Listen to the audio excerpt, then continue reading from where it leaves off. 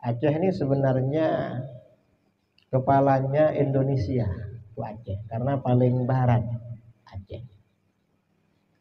Dan ketika proses penyebaran Islam di Indonesia itu rutenya dari Aceh. Karenanya ulama-ulama Jawa, Wali Songo, kiai-kiai di Jawa ini rata-rata keturunan Wali Songo. Wali Songo itu leluhurnya dari Aceh.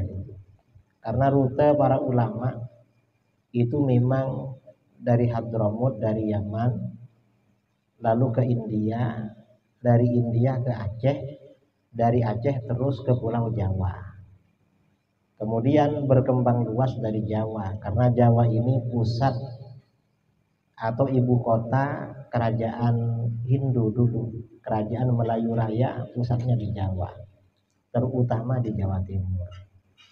Dan Wali Songo ini setelah ditelusuri di dalam sejarah, leluhurnya itu dari Aceh. Generasi keberapa itu dari Aceh memang. Nah, kalau di Jawa aliran itu ramai, itu maklum, karena penduduknya memang padat. Di Jawa Timur aja penduduknya sekitar 42 juta. Aceh ini paling cuma 4 atau 5 juta. Jadi kalau di Jawa Timur aliran ramai itu wajar. Dan ramai memang di Jawa Timur.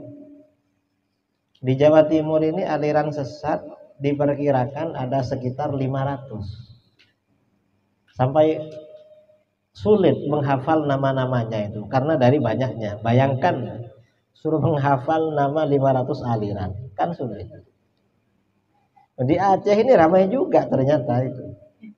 Padahal penduduknya cuma sekitar 5 juta atau tidak sampai. Dan dari dulu penduduknya ya segitu.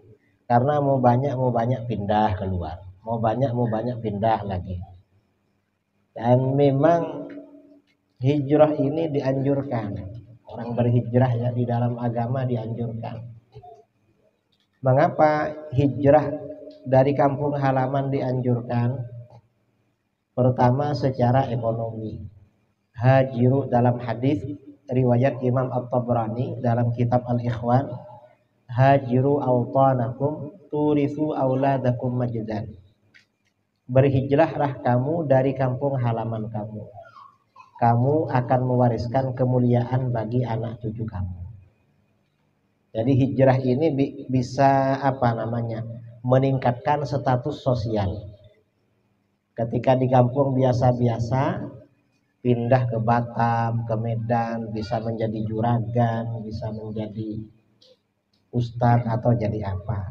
Itu secara status sosial. Kemudian secara agama, hijrah ini, orang yang hijrah dan meninggal di tempat hijrah statusnya mati syahid. Dalam hadis, mautul ghurbah syahadah. Meninggal di tempat perantauan itu mati syahid. Atau di dalam hadis riwayat Imam An-Nasa'i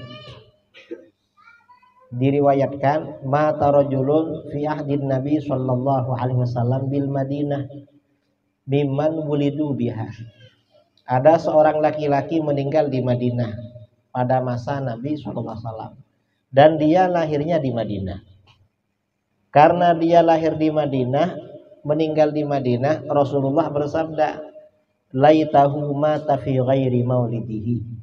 Seandainya orang ini meninggal di luar tempat kelahirannya, kan lebih bagus. Ini lahir sini kok meninggal di sini. Para sahabat bertanya, lima ya Rasulullah? Mengapa Rasulullah lebih bagus meninggal di luar? Lalu sabda beliau, idza matar rajul innar rajul idza mata fi ghairi maulidihi qisa bainahu wa baina munqati'i atharihi bi buq'atin minal jannah. Seseorang apabila meninggal di luar tempat kelahirannya, maka oleh malaikat diukur dari tempat kelahirannya ke tempat ia meninggal sebagai lahannya di surga. Jadi saudara yang sudah kuat ya, Saya tadi acara di daerah mana ini? Habis zuhur. Hah? Kampung Banyu, Tanjung Umaya. Di situ ada orang Aceh. Tadi ada orang Aceh. Bilang pada saya, banyak orang Aceh. Dulu banyak kiai. Terus setelah karena ada corona ini balik lagi ke kampung. Nah, ini gak jadi mati syahid. Karena dah balik kampung gitu. Nah, artinya apa? Meninggal di tempat perantauan itu mati syahid, saudara.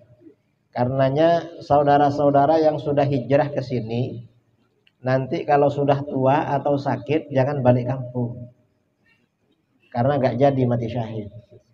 Kadang-kadang orang Aceh sudah tinggal di Malaysia, tinggal di Batam, tinggal di Medan, bangun rumah di Aceh.